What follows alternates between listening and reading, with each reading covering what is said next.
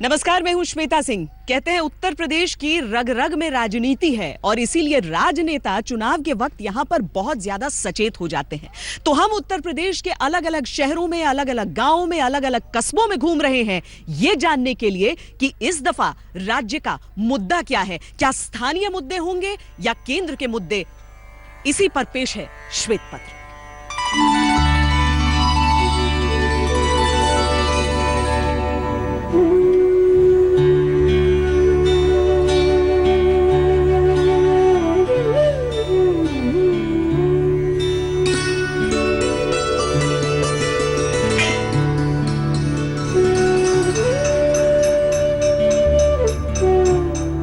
गंगा जमुना की पावन धाराओं से सिंचा प्रदेश, शिव राम कृष्ण के प्रेम से पला प्रदेश,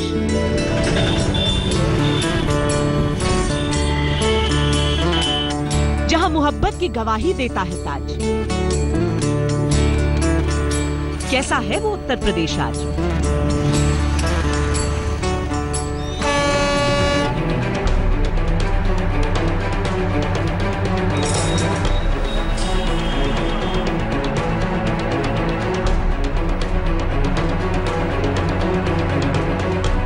नौकरी नहीं मिल रही आराम से, एक जाति का ही वर्चस्व है। नोटबंदी के कारण काफी ज्यादा मार्केट में स्लम्प आ चुका है। उत्तर प्रदेश में सबसे ज्यादा बेकार स्थिति व्यापारियों की हुई है। सड़क में गड्ढे नहीं है, गड्ढों में सड़क है। अगर नई सड़क बनती है तो 6 महीने में टूट जाती है। कोई कानून व्यवस्था की स्थिति अच्छी नहीं है, सुरक्षा सही नहीं है। यहाँ पे तो रात और दिन का था, एक टन 7 दिन आएगी रात में, 7 दिन आएगी दिन में।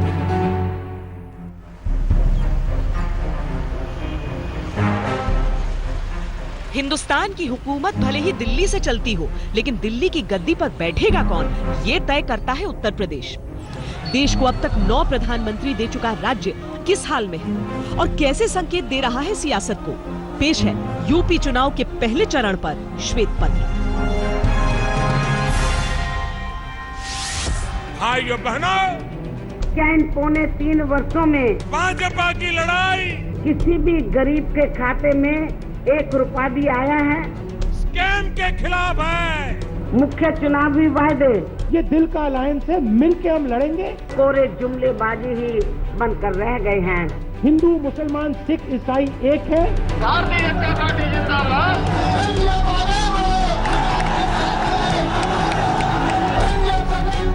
उत्तर प्रदेश की 403 सीटों के लिए 7 चरण में मतदान होने हैं। पहले चरण का चुनाव 11 फरवरी को है, जब पश्चिमी उत्तर प्रदेश के 15 जिलों की 73 सीटों पर वोट डाले जाएंगे। पश्चिमी उत्तर प्रदेश राज्य का एक ऐसा हिस्सा है जिसका भूगोल, अर्थव्यवस्था, संस्कृति यूपी से कम, हरियाणा, राजस्थान से अधिक मेल खाते हैं। इसीलिए बाकी के प्रदेश से यहाँ की समस्याएं कुछ भिन्न हैं। ये उद्योग को राहत मिलनी चाहिए, गवर्नमेंट को सहयोग मिलना चाहिए, सब्सिडी मिलनी चाहिए। गुंडागर्दी टाइप के लोग हैं खुद की पार्टी में, उससे असंतुष्ट है। गांव में कोई पढ़ाई नहीं हो रही। अखिलेश जी कह रहे बार बार जो पढ़ा दिया, आप जाके देखो कुछ नहीं हो रहा। तो सभी के लिए है सेफ्टी, हमारे बच्चे सेफ नहीं है, कोई भी रोड पे सेफ नहीं है हम लोग। समूचे यूपी के 50% उद्योग पश्चिमी उत्तर प्रदेश में है। दिल्ली से नजदीकी होने के नाते ये इलाका खूब निवेश आकर्षित करता है। उत्तर प्रदेश ही वो राज्य था जिसने भारतीय जनता पार्टी को इतना स्पष्ट बहुमत दिया कि केंद्र में सरकार आसानी से बन गई और इसीलिए अब मौका है एक बार फिर ये देखने का कि क्या यहाँ के लोगों का विश्वास पूरा हुआ है, क्या विश्वास पर बीजेपी खरी उतरी है। पिछले 3 विधानसभा चुनावों से सपा और बसपा की प्रतिस्पर्धा चल रही है। बीजेपी तीसरे नंबर की पार्टी रही है और कांग्रेस का वजूद तो 2 चुनावों में अन्य से भी छोटा रहा। 2014 के आम चुनाव में बीजेपी ने 80 में से 71 सीटें जीतकर समीकरण बदल दिए। पर चुनावी विश्लेषक मानते हैं कि 3 साल में तस्वीर बहुत बदल गई है। श्वेत पत्र में सबसे पहले वेस्टर्न यूपी के एक निर्णायक वर्ग गन्ना किसानों की स्थिति देखते हैं। देश में सबसे अधिक गन्ने का उत्पादन उत्तर प्रदेश में होता है। ये समूचे देश का 1/3 से अधिक है। इस इलाके का राजनीतिक रसूख कुछ ऐसा है कि आज भी टैक्स से सबसे कम बोझिल इंडस्ट्री चीनी उद्योग ही है। पर हाल के वर्षों में स्थिति अच्छी नहीं रही। गन्ने डाल दिए, पैसा देना कोई मतलब नहीं, चाहे सरकार समाजवादी की हो या इनकी फूल वालों की हो। इनका सबके मतलब दिखाई दे, मिल वाला पर कोई दबाव किसी बात का किसी का नहीं है। किसानों को हर जगह दबाया जा रहा है। किसानों को ना गन्ने का मिल रहा है, ना गेहूं की फसल का काम मिलता है, और बिजली जो है वो रोज इनके जो है दाम रोज बढ़ाए जा रहे हैं। गन्ने की पैदावार यथास्थिति है, किसानों का खर्च बढ़ गया है और कीमत में इतना इजाफा नहीं हुआ कि मुनाफा मिल सके। 2013 से गन्ने की प्रति क्विंटल खरीद कीमत 280 रुपए रही, जो चुनाव से 2 महीने पहले 25 रुपए प्रति क्विंटल बढ़ा दी गई। Uttar Pradesh council of sugarcane research के मुताबिक एक किसान को 1 क्विंटल गन्ना उगाने में 354 रुपए का खर्च आता है और इसके बदले जो कीमत मिलती है वो है 305 रुपए। इसके अलावा किसानों को चीनी मिलों से जो पेमेंट मिलती है वो भी देरी से, यहाँ तक कि सरकारी चीनी मिलें भी महीनों बाद भुगतान करती हैं। अखिलेश यादव ने अपने कार्यकाल की शुरुआत से ही कोशिश की कि उनकी छवि विकास पुरुष की बने। कुछ हद तक वो इसमें कामयाब भी हुए। जो विकास के हाईवे थे वो तो बहुत चौड़े चौड़े बने, लेकिन हाईवे से जब पगडंडियों की ओर उतरते हैं तो उत्तर प्रदेश के विकास का क्या आलम है, ये जान लेना भी चुनाव के लिहाज से बहुत अहम है। विकास एक ऐसा दावा है जिसका सियासी आकलन और आम एहसास बिल्कुल अलग होता है।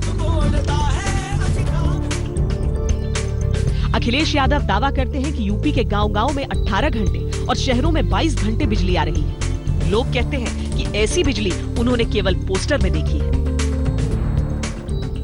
बिजली तो थोड़ी कट जाती है, बीच बीच में आती है जाती है, चली जाती है। 8-10 घंटे तो आई जाती है। एक हफ्ते रात को आएगी 12 घंटे और एक हफ्ते दिन में आएगी 12 घंटे। इस तरह बहुत मामला बेहाल हो जाता है लोग बागों का। स्कूल में जाने के लिए दिक्कत होती है, उन्हें सुबह उठाने के लिए फिर प्रॉब्लम होता है, बच्चे सोते रहते हैं, रात भर गर्मी में रहते हैं। ऐसे में फिर से सरकार बनने के बाद हर जगह 24 घंटे बिजली का दावा सबके गले से नहीं उतर रहा। विकास का पैमाना नंबर 2 है सड़क। मुख्यमंत्री अपनी सबसे बड़ी उपलब्धि सुपर फास्ट सड़कों को बताते हैं। हमारे एक हिसाब से हमारे बच्चों की जिंदगी बढ़ गई आगे, जमीन की वैल्यू हो गई, हमारी पेंशन के औकात हो गई। कोई दुखी बीमार हो हम चट्टर लेके भाग जाएं, और यूँ तो हम परे रही रहे गड्ढा में, यहाँ अब तक गड्ढे में रहें साहब। आप जाए बाहर, आप लोग निकाल क्यों नहीं हो। इसमें टाइम की वजह हो जाती है अपने एक्सेस वे पे, और जाम वाम की प्रॉब्लम नहीं है। शॉर्ट रूट भी कम पड़ जाता है, शॉर्ट हो जाता है। पर क्या वाकई समूचे प्रदेश के हाईवे वर्ल्ड क्लास हैं? उससे भी बढ़कर हाईवे से परे सड़कों का क्या हाल है? समाजवादी पार्टी का विधायक पिछले 3 साल से है, सपा सरकार में मंत्री भी रहा है, लेकिन सड़क के नाम पे आज भी शहर के बीच में सड़कें टूटी पड़ी हैं। सड़कें बेकार हैं यहाँ के, और अभी तो टोल का भी ये जो काम चल रहा है ये भी पूरा नहीं हो पाया, अभी कई जगह से ये भी अधूरा है। आज तक इस शहर के अंदर रेलवे लाइन भी सिंगल है, रोड नहीं है, सड़कें नहीं है। जो आता है अपनी बात कहता है और फिर वापस वो अगले इलेक्शन में ही आता है। 5 साल तक कोई नहीं दिखता है। जो हमारे फ्लाईओवर सब चीजें जो है उनमें इतने गड्ढे हैं कि रोड कम दिखते हैं और गड्ढे गड्ढे दिखते हैं। इसमें कोई दो राय नहीं कि दिल्ली आगरा की सुपर सड़क समूचे देश के सर्वश्रेष्ठ सड़कों में शामिल है। लखनऊ तक का सफर भी सुहाना है, पर कई जिलों के साथ पक्षपात भी एक सच्चाई है। विकास का तीसरा पैमाना है पानी, जो कुदरत ने दिल खोलकर इस क्षेत्र को दिया है, पर नलों तक पहुंचते हुए या हैंडपंप से निकलते हुए ये कितना स्वच्छ और सुरक्षित रह जाता है। आर्सेनिक के पानी से बहुत पहले से ही परेशान थे। फिलहाल कुछ समय से हम लोग इसी तरह से ये इस डिब्बे का प्रयोग करके उसमें गिट्टी कंकरीट वगैरह डाल करके पानी को शुद्ध करके उसका प्रयोग करते हैं, ताकि बड़ी बड़ी बीमारियों से हम लोग को निजात मिले। नेशनल ग्रीन ट्राइब्यूनल ने राज्य सरकार को आदेश दिए थे कि मुजफ्फरनगर, शामली, मेरठ, बागपत, गाजियाबाद और सहारनपुर के गांवों के पानी की जांच करे और रिपोर्ट दाखिल करे। पर ये जांच अधिकार क्षेत्र की लड़ाई में ऐसी उलझी कि जहर के स्तर तक प्रदूषित पानी आज भी इन इलाकों की सच्चाई है। दूर दूर पर यह है कि सरकारी फिल्टर भी लगा है, इसके अलावा उससे हम लोग जो है पूर्ति नहीं पानी से हो रहा है, तो इसलिए हम लोग घर में ये जो है ग्रामीण चेतना समिति राघोपुरा मैंने खोज किया हुआ फिल्टर है। ये कनाडा से ये लोग जो खोज करके लाए हैं, तो हमारे क्षेत्र में मिल रहा है। इसमें डोमेस्टिक फिल्टर द्वारा जो है आर्सेनिक मुक्त जो है पानी मिल रहा है। अर्थतंत्र के मजबूत ढांचे के बावजूद पश्चिमी उत्तर प्रदेश में सांप्रदायिकता की राजनीति भी खूब होती है। यहाँ जाट आबादी 17% है।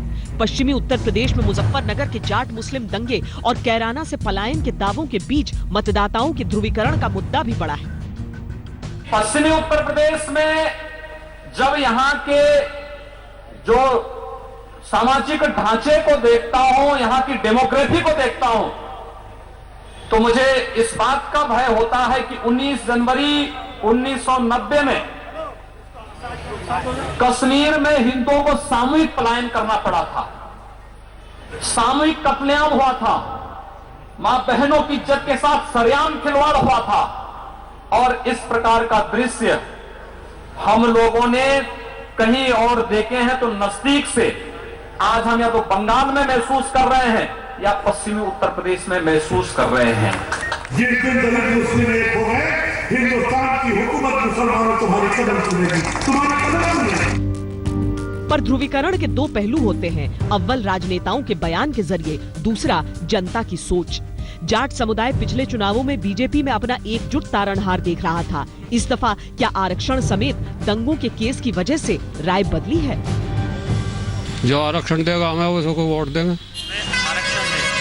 हमारे पे हरियाणा की तरह अत्याचार ना करे यूपी में, हमें आरक्षण मिलना चाहिए और हमें भी नौकरी में हमारी भी कुछ आर्थिक व्यवस्था सुधारनी चाहिए। किसान के बहुत मुद्दे हैं, आज तक जो सरकार बनी कोई वो नहीं हुआ। पहले शिक्षा का मुद्दा इतना जरूरी है, गांव में कोई पढ़ाई नहीं है, बिल्कुल 0 स्तर पे है। उत्तर प्रदेश की कुल आबादी में मुसलमान 17% है, पर पश्चिमी उत्तर प्रदेश में उनकी संख्या 26% है। लिहाजा मुस्लिम मतदाता भी वेस्टर्न यूपी में निर्णायक होते हैं। धर्म के नाम पे जो वोट मांगता है तो उससे नुकसान होता है, और धर्म के नाम पे अगर वोट देगा तो ज़्यादा नुकसान होगा। लिहाजा जो है जो हमारा विकास करे और हमारी बात सुने, हमारी समस्या हल करे, वो हमारे लिए अच्छा है। अगर राजनीतिक पार्टियां इलेक्शन में भेदभाव फैला के इलेक्शन लड़ना चाहती हैं तो ये गलत है। जितने वादे इलेक्शन में किए जाते हैं उन पर अमल कहाँ होता है? अधूरे काम करके वो दिखा दिया जाता है कि हमने ये किया, हमने ये किया, और देखिए हमने ये किया। ये इतना बड़ा राज्य है कि यहाँ के मुद्दे समझते समझते राजनेताओं को पसीने आ जाते हैं। हर एक अलग क्षेत्र का अपना एक अलग मुद्दा, वो सारी चीजें हम आपके सामने श्वेत पत्र में रखने की कोशिश कर रहे हैं। अभी एक छोटे से ब्रेक के लिए रुक रहे हैं, आप देखते रहिए आज तक। चुनावों से पहले नोटबंदी के फैसले को लेकर बहुत सारी बातें हुई। ये भी कहा गया कि कहीं ऐसा तो नहीं होगा कि लेने के देने पड़ जाएंगे बीजेपी को, और उत्तर प्रदेश में ये निश्चित रूप से एक चुनावी मुद्दा होगा। कम से कम इतना तो हमें बताया ही जा रहा है। जब से मोदी जी ने नोटबंदी की है, जब से कारोबार बिल्कुल खत्म होकर कागार पे आ गया। अब कारोबार बिल्कुल नहीं रह गया है। नोटबंदी का यहाँ असर बड़ा जबरदस्त होगा। छोटा आदमी का ही व्यापार यहाँ गया है। छोटा गरीब मजदूर नोटबंदी से मर गया है, इसलिए सरकार के खिलाफ ही जाएगा। किसान आदमी को नोटबंदी से कोई फर्क नहीं पड़ा है। बड़े बड़े नेता लोग जिनके पास बोरो नोट रखा था, उन लोगों पे फर्क पड़ा है। नोटबंदी को लेके आप लोग को दिक्कत हुआ था यहाँ पे? कोई दिक्कत नहीं है। किसको आपको लगता है दिक्कत हुआ होगा? अमीर लोग? कोई दिक्कत नहीं। नोटबंदी को लेके दिक्कत हुआ था, बिक्री घटा? कोई दिक्कत नहीं हुई, कोई दिक्कत नहीं।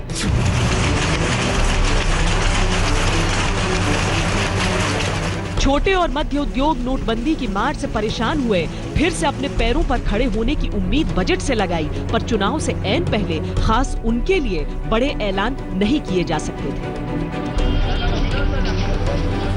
नोटबंदी का मुद्दा राष्ट्रीय होते हुए भी राज्य के चुनावों में अहम हो सकता है, पर जिस मुद्दे पर पूरी जनता एक राय है वो है कानून व्यवस्था। वेस्टर्न यूपी क्राइम से कराह रहा है। नेशनल क्राइम रिसर्च ब्यूरो के हालिया आंकड़ों के मुताबिक यूपी में देश के सर्वाधिक अपहरण होते हैं। किडनैपिंग के कुल मामलों में 50% वेस्टर्न यूपी में हुए। 339 मामलों के साथ आगरा, 315 के साथ गाजियाबाद और 129 के साथ मेरठ उत्तर प्रदेश के टॉप 3 शहर रहे। बुलंदशहर में हाईवे पर हुए गैंगरेप ने बढ़ते अपराध की ओर सबका ध्यान खींचा जरूर, पर यह राज्य का इकलौता मामला नहीं था। राज्य में कुल 458 गैंगरेप के मामले हुए।